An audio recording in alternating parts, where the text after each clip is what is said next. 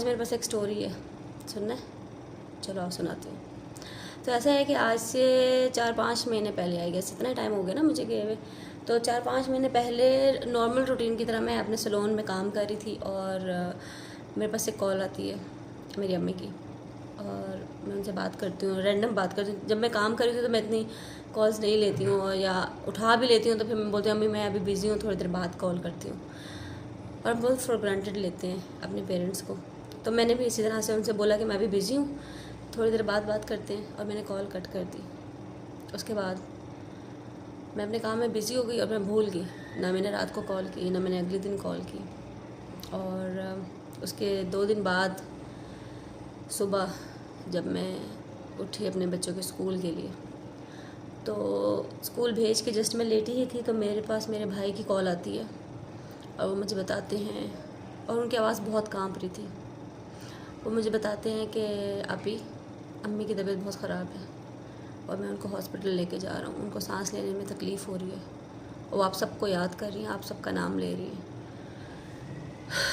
वो टाइम था कि मेरे पैरों के नीचे से ज़मीन निकल गई कि कल मेरी बात हो रही थी अम्मी से और कल मैंने उनकी कॉल नहीं रिसीव की। मतलब 2 मिनट बात हुई होगी, उन्होंने मुझे जस्ट इतना कहा कि मैं तुम्हें बहुत याद करूँ बेटा, तुम प्लीज़ मुझसे मिलने आ जाओ। बेसिकली मैं रहती हूँ यहाँ कराची में और मेरी मम्मा रहती हैं मेरे भाई के साथ मुल्तान में। तो हम लोगों का मिलना बहुत टाइम के बाद होता है, 1 साल बाद हम लोग सारे सिस्टर्स जाते हैं। हम 5 बहनें यहाँ पे हैं। तो जब हम लोग जाते हैं 1 साल बाद तो हम लोग उनसे मिल पाते हैं हार्डली 10 डेज़ 15 डेज़। तो बाकी पूरा साल हम फ़ोन पे बात कर रहे होते हैं। तो काफ़ी मिस करती हैं, क्योंकि ज़ाहिर आपकी औलाद जब आपके पास होती है तो आपको बहुत ज़्यादा ताकत मिलती है कि हाँ मेरी औलाद मेरे पास। जैसे मेरे बच्चे छोटे हैं तो मेरे साथ हैं तो मुझे बहुत स्ट्रेंथ मिलती है। मैं सोच भी नहीं सकती कि कल को जब ये दूर चले जाएंगे तो मैं कैसे रहूँगी।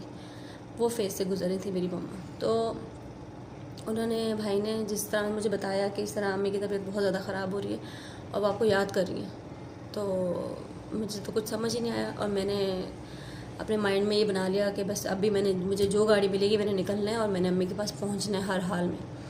मेरी सिस्टर्स की भी कॉल आना शुरू हो गई क्योंकि भाई ने सबको कॉल कर दी थी। और मैंने ये भी नहीं सोचा कि मेरे बच्चे स्कूल चले गए हैं तो मैं उनको इन्फॉर्म कैसे करूँ, या उनको पिक करती भी जाऊँ या उनको छोड़ के जाऊँ। इतना कुछ अभी मैं सोच रही थी, मेरे दिमाग में बहुत सारी चीज़ें चल रही थी, और इतने में दोबारा कॉल आती है भाई की। और वो बहुत ज़्यादा रो रहे थे, बहुत ज़्यादा रो रहे थे। और उन्होंने बोला कि आप ही अम्मी चली गई हैं, हमें छोड़ के इस दुनिया से चली गई हूँ। तो एक बेटी के लिए